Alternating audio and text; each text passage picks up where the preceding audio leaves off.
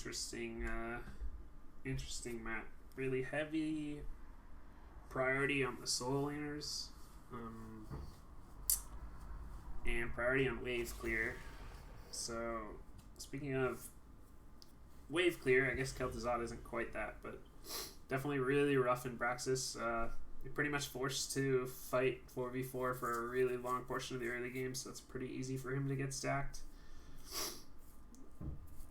Glacial Spike giving vision to those bushes is pretty good on the map as well.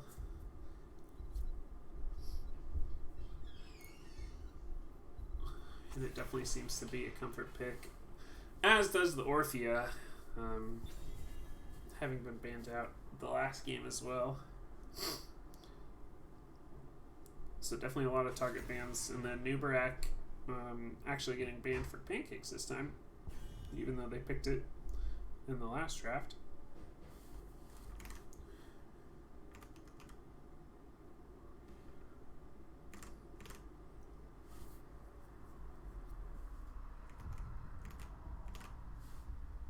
And I wonder what this last ban will be, and it is going to be the Leoric again. They're not, I guess, concerned about the Maiev or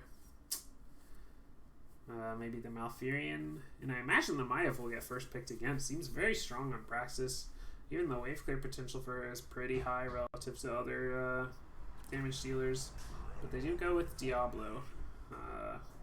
Obviously strong here. There's definitely a ton of walls for you to hit your stuns on, and a really good sustain hero with the amount of regen globes that are on the map. Devil's Due gets a lot of value. So what will we see from for Uthers? Their draft last game was a little bit unorthodox, but Johanna, Ragnaros, two very good heroes on this map. Ragnaros obviously going to be in the soul lane as his trade to defend the Zerg wave, which is so good on this map. And Johanna just a really solid pick to round out any composition. Deckard Cain getting picked up for Pancakes. They didn't want the Malfurion this time. Maybe Deckard follow up on the Diablo stuns is a little bit more their speed. And Imperius going to be in the soul lane against Ragnaros. I'm very curious to see how Imperius does. His new level 4 talent, push forward or press forward, I'm not quite sure.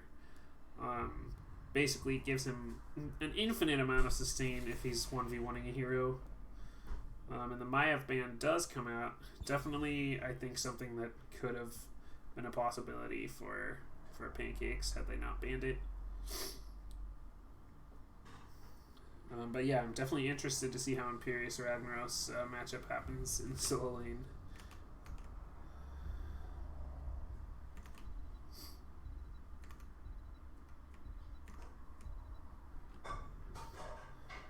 But Ana getting banned definitely was not a huge issue last game. The nano boosts I don't think were on point. But she obviously is a strong hero, and there's a ton of potential for her to be a problem in these drafts. Even I have Horus can get a lot of value helping your soul laner out in that 1v1. But Gul'dan and Anduin getting picked up. Gul'dan just very strong on this map. Good wave clear. Good ability to hold some ground in the 4-man. Do a lot of poke.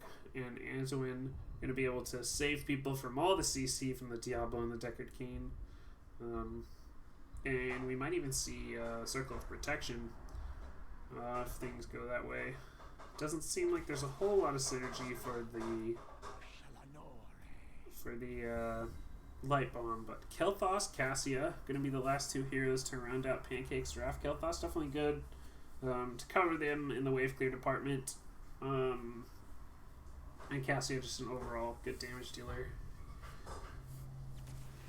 She might have a little bit of a problem getting in on Gul'dan, but Dehaka being picked up for Uthers is quite an interesting choice. I'm not entirely sure how I feel about it. And now I have no idea who's going to be in the soul lane. I thought it would be Ragnaros, but maybe he'll just be in the 4-man with the meatball. And they'll leave Dehaka to 1v1 Imperius on the top. That being said, I do think that Dehaka is going to have a very difficult time dealing with Imperius in the top lane. Such a bully against the high health heroes that don't output a lot of damage. He should be able to heal up pretty much everything, depending on what his build is. Oh, are we scrimming them tonight? Oh, geez, okay.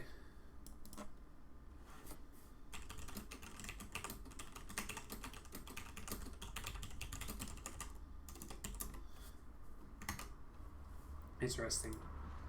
Apparently my team is going to be playing against 4 Uthers after this game.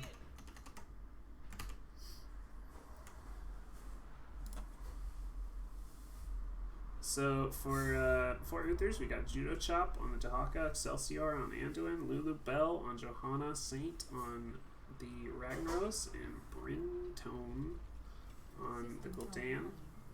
And for the red team, there's Jaeger on Diablo, Courtney on Kel'Thas, Deckard being played by XGY, Mr. SIW on Imperius, and Stampy on Cassia. So it looks like Dahaka will be in the top lane against the Imperius.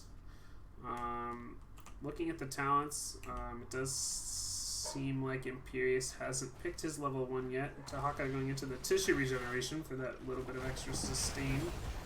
And the 4v4 breaking out here. Gul'dan already get a ton of work. 3 stacks of corruption right off the bat. And Imperius with the W talent. Interesting. He's not going to be able to do as much damage to Dahaka as he normally would be able to with the percent health on his auto attack. But it still should be okay. Maybe thinking he needs the wave clear to contest with Dahaka. Meanwhile, the 4-man just kind of duking it out here. Ragnaros is not meatball build, as a matter of fact. He took Engulfing Flame at level 1, making the blast wave bigger, doing more damage. Interesting, maybe that's for some sort of light bomb shenanigans. I'm not quite sure why that talent was picked up, but I guess we'll find out.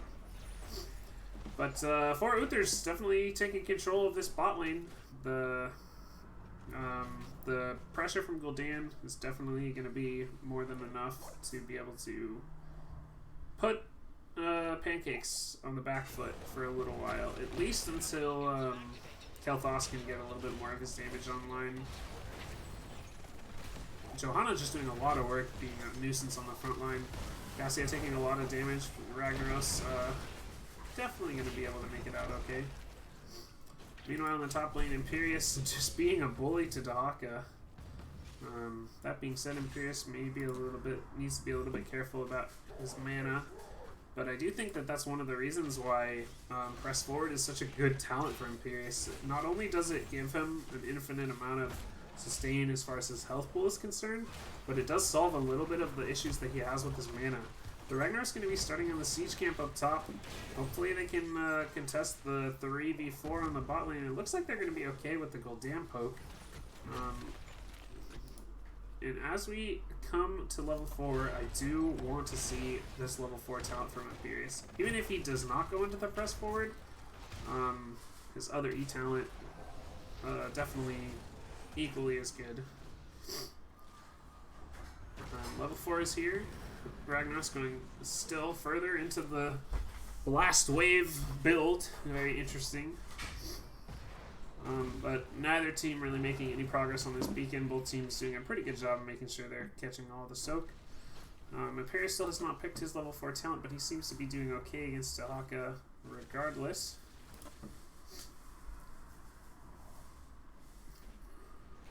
And a very strange rotation from 4 Uthers up here. They're going to go up to this siege camp. This looks like they're going to give up the bottom objective. Imperius taking control of this shrine. Seems like he doesn't really have a clue, but he is backing off to his gate. I'm very concerned now this team has said, hey, all of 4 Uthers are off the map now. We need to be very, very careful. So the siege camp is picked up.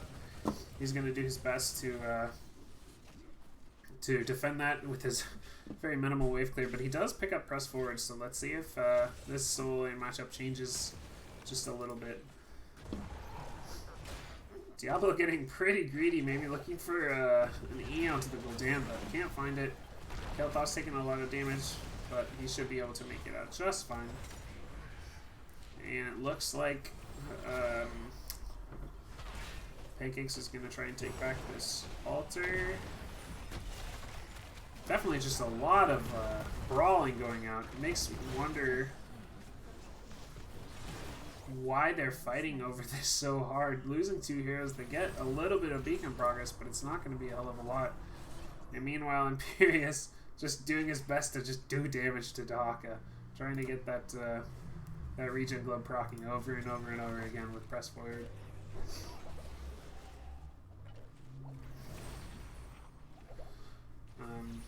So Johanna rotated up since they lost Ragnaros just to even out the beacon progress, but a little bit of progress given for Pancakes. Just based on the fact that these fights have been going for so long. As I say that, Cassia getting caught out, but she's gonna be okay. Based on the fact that these fights happening so they're gonna be happening for so long, just based on how this early game has gone, I can't help but think about Deckard Cain's mana situation and how much sustain he can output.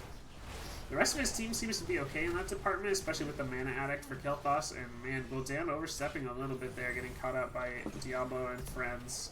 Gonna lose his life for it, and the beacon being given to Pancakes.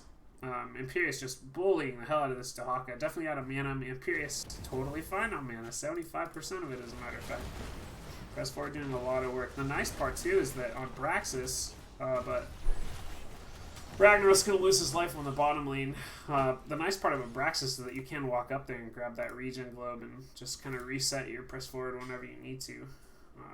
But yeah, nothing Dahaka can do. I would like to see maybe the Burrow come down on the bottom lane. Take a little bit advantage of the Dahaka global. Because they seem to be holding on to that. I'm not quite sure for what. But the fact that Dahaka is losing this matchup so hard on the top lane, I do think that he should maybe try to take advantage of that global.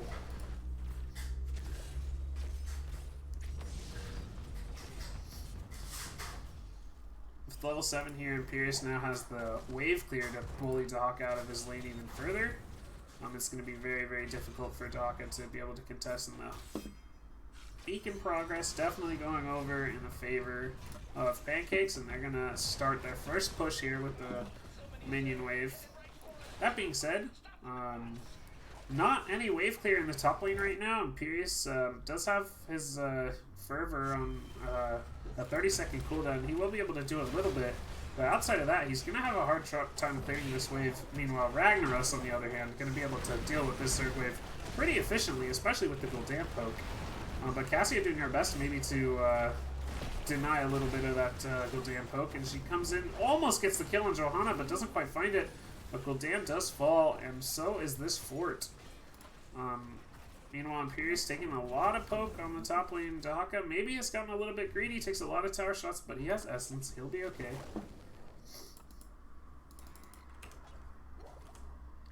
And the Zerg wave's still pretty healthy for Pancakes.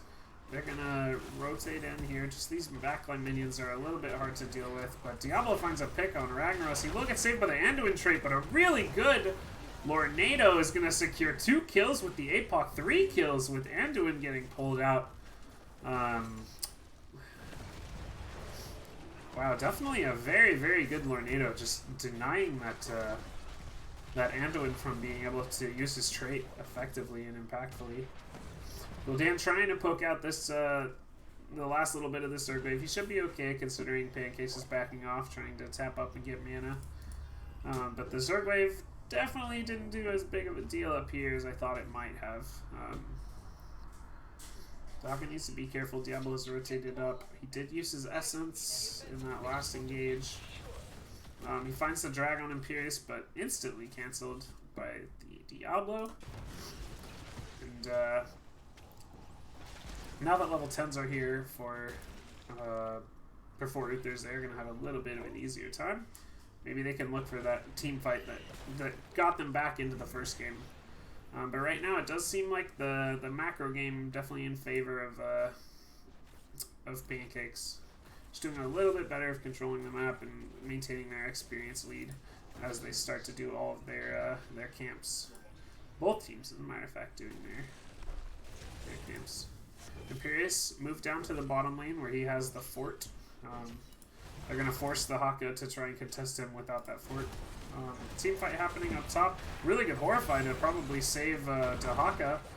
And APOC is going to land on multiple members, but no follow-up. It's just to make sure Diablo gets out with his life. So far, 0 picks, but still the Light Bomb here for Anduin. Let's see if they maybe use this. Lava Wave still has yet to come out as well. I wonder if that will come out on the top lane. Imperius having soaked down in the bot lane for quite a long time. Has netted a little bit more of an XP lead, and I wonder if that was maybe a little bit of an oversight for Uthers. They definitely lost a lot of experience down there, as Imperius has just been free to just kind of do whatever he pleases down there with that press forward. Very hard hero to contest. Johanna may be getting caught. She is so low, but I think she's going to be able to make it out. The charge from Diablo is not enough, but the Pyroblast is not going to seal the deal. I really thought that was going to kill her. But she's going to be okay. Still nobody getting taken out. Haka has moved down to the bot lane. Imperius rotated up. They're going to try and force this 5v4. Or at least push into the structure of Uthers. Imperius with the flank. He maybe could have found a pick on the Gul'dan there. Chooses not to engage instead. Rotates back towards the altar.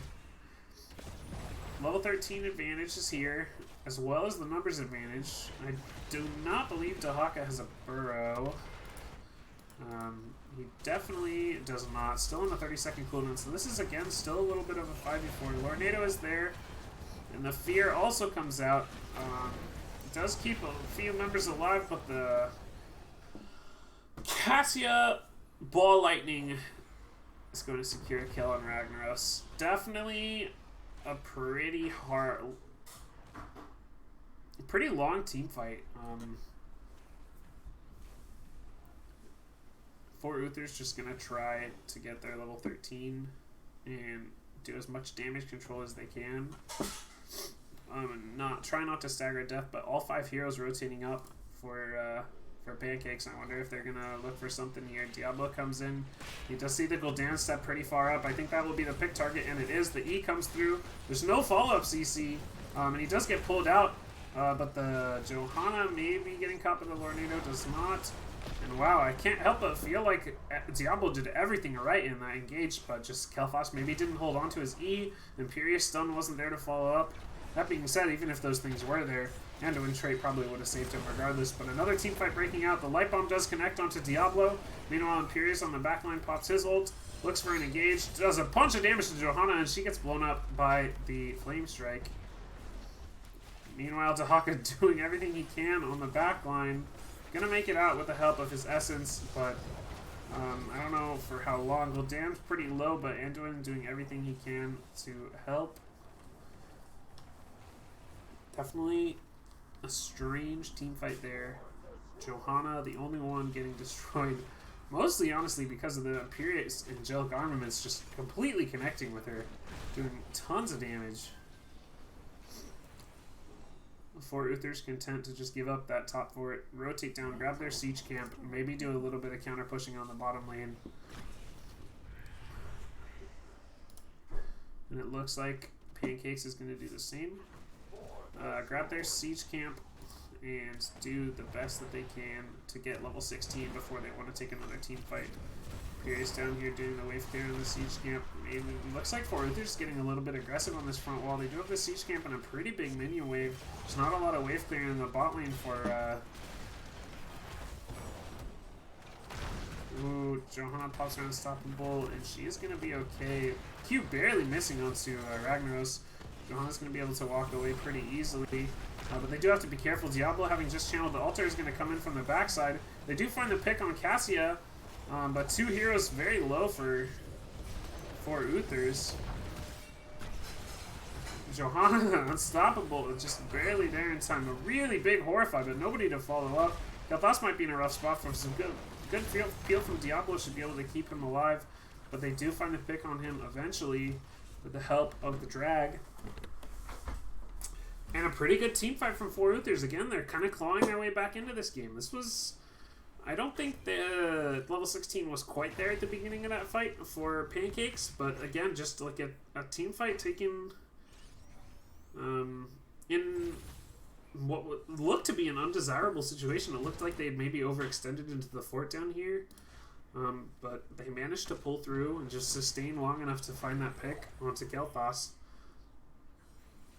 and control these shrines for just a little bit longer. The Deckard Cain Lornado is so good here. Catches multiple heroes off guard. And 4 Uthers is just so low in terms of mana and health. But they're going to be able to make it out without losing any heroes. They still have control of the top lane with Ragnaros being up there. But Kel'Thas having just respawned, this is now going to be a 5v4 in the bot lane. And they're going to back up and try and regroup before they take another team fight.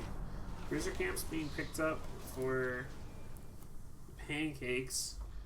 And I think 4 Uthers notices this, so they're going to step on the point and get a little bit more beacon progress. They do have 5 heroes down here. Anduin about half mana, but everyone else pretty healthy.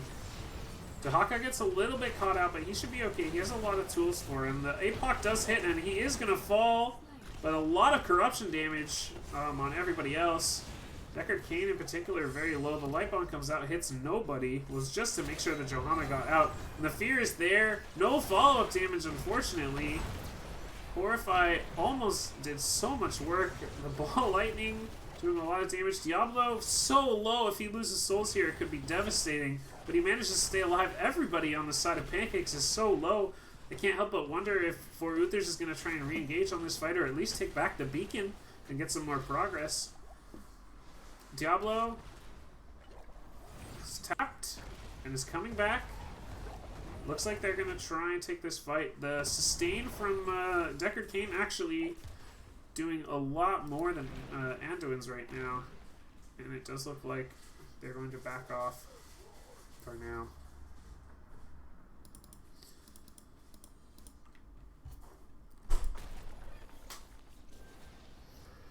Level 16 actually here for both teams, and they do appear to just sort of give up the rest of this beacon progress.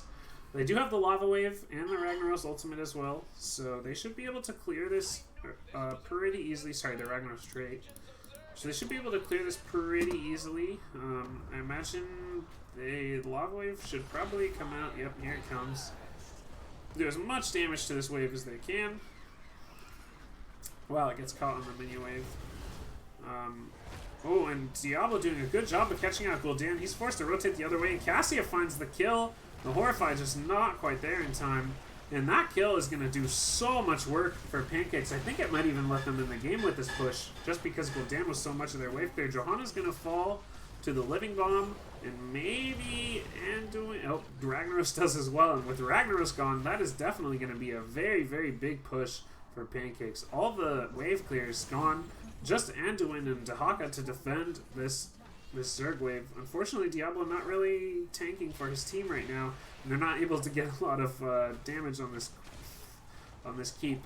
Seems like they're just content with defending these Zergs.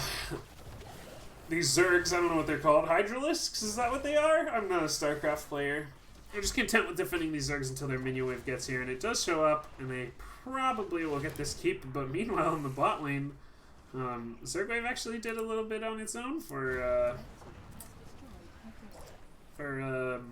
Uthers. They did lose a keep, but they did get about half of a keep front wall on the bottom lane and the rest of this fort that was standing down here. So all in all, not a bad trade for 4 Uthers, considering they lost 2 heroes. On the other hand, they are so far away from level 20, and it is just around the corner for Pancakes. Ragnaros sees this siege camp, and he's going to walk in. The light bomb is here. It's going to connect onto Imperius. He's going to get stunned for a while. The fear does not land on many heroes, but wow, Johanna absolutely gets deleted by that flame strike. And this was just not a smart team fight to take. It was a 5v4. Dahaka was in the bot lane. Ragnaros maybe had a good engage with his E, considering he's full E build right now, but it probably just wasn't worth. Cassia looks for the pick and Gul'dan doesn't find it. Dahaka is just going to get CC'd to death. He does have level 16 to try and make it out, but he is going to fall. And that is 4 heroes down, and Pancakes is going to walk at the core. Only Gul'dan left. No Horrify. There's not much he can do right now. Ragnaros will have a Lava Wave when he respawns in 13 seconds, but I don't think he's going to make it that far. Diablo finds the pick on Gul'dan. But the damage is there between Cassia and Kel'Thas, and it is going to be enough to secure this game 2 for Pancakes. Definitely pretty exciting series. I think Uthers showed that they had what they needed in terms of team fights. They pretty much held on for those in most of the games. They definitely took fights. When they took the 5v5 fights, there were uneven talents. I think they showed that they could contest. But again, it was the macro. It was like not using the Dahaka global, not using the Ragnaros trait or the Ragnaros lava wave in efficient ways, not taking fights 5v4, just definitely some macro mistakes all over the place. And just looking at the experience, you can see that Imperius 12,500 to Dahaka's 12,300 probably just shouldn't happen when you're on Braxis like that. Dahaka should be getting a bunch of extra XP here and there. Although I guess the Lava Wave did get a little bit of it. But when you're Lava Wave the Ragnaros and you have 6,000 XP, something's wrong. You just need to be pressing that R button a little bit more. I can't help but feel that the Lava Wave just wasn't used that much. But yeah, good GG's to both teams. Definitely was a fun